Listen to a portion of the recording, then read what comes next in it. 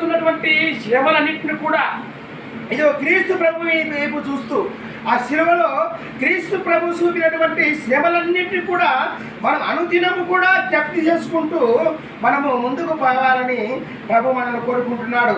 తన ప్రాణమును కాపాడుకుని వాడు చూస్తున్నవాడు దానిని పోగొట్టుకుని అంటున్నాడు.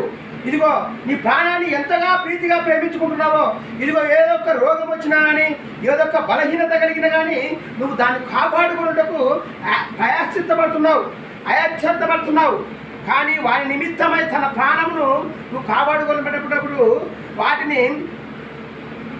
వారి నిమిత్తమై తన ప్రాణమును దారపోయేవాడు దాన్ని దక్కించుకును అంటున్నాడు. ప్రియా సహోదరి సహోదరులారా, ఇది నీ యొక్క ప్రాణం కోసం నువ్వు పాపులాడబడుతున్నావు. ఆ యొక్క ప్రాణాన్ని కాపాడుకోవాలని ఎన్నో రీతిగా ఎన్నో వైద్యుల దగ్గరికి వెళ్ళి వాడిని కాపాడుకుంటున్నావు. కానీ చివరకు నీ ప్రాణాని కోసము ఆ ప్రాణాన్ని దారపోయుడు దాన్ని దక్కించుకొను అంటున్నాడు. ఒకడు లోకమంతని సంపాదించి తనను తాను కోల్పోయి లేక తనను నశించపోయిన ఎడల ప్రయోజనమేమి అంటున్నాడు. ప్రియా సహోదరి సహోదరులారా, ఏ విధంగా ఈ లోకాన్ని అంతటిని కూడా సంపాదించి తనను తాను కోల్పోయి ఈ లోకంలో తను నశించిపోయిన ఎడల ఏమీ ప్రయోజనం లేదని ప్రభు మాట్లాడుతున్నాడు. ప్రియా సహోదరి సహోదరులారా, ఏ విధంగా జీవించాలని మనము ప్రభు కోరుకుంటున్నా అంటే ఆయన యొక్క మార్గంలో మనం జీవించాలి, ఆయన విశ్వాసంతో మనం జీవించాలి. కానీ ఈ లోకానుసారంగా నువ్వు జీవించకూడదని ప్రభు కోరుకుంటున్నాడు.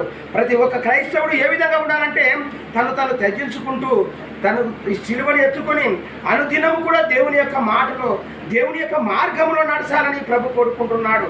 హల్లెలూయా, హల్లెలూయా, హల్లెలూయా, హల్లెలూయా. నన్ను గూర్చి నా సందేశమును గూర్చి సిగ్గుపడిన వాని గూర్చి మనిషి కుమారుడు తన మహిమతోను తన తండ్రి మహిమతోను దేవదూతల మహిమతోను వచ్చినప్పుడు సిగ్గుపడను.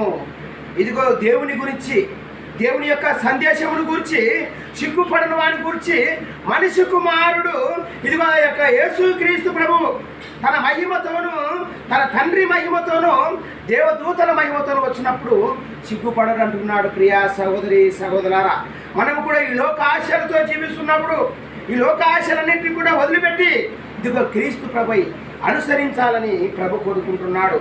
ఏ విధంగా మనం అనుసరిస్తున్నాం? మన జీవితంలో క్రీస్తు కొరకు నీ జీవితాన్ని ఏ విధంగా సమర్పిస్తున్నావు?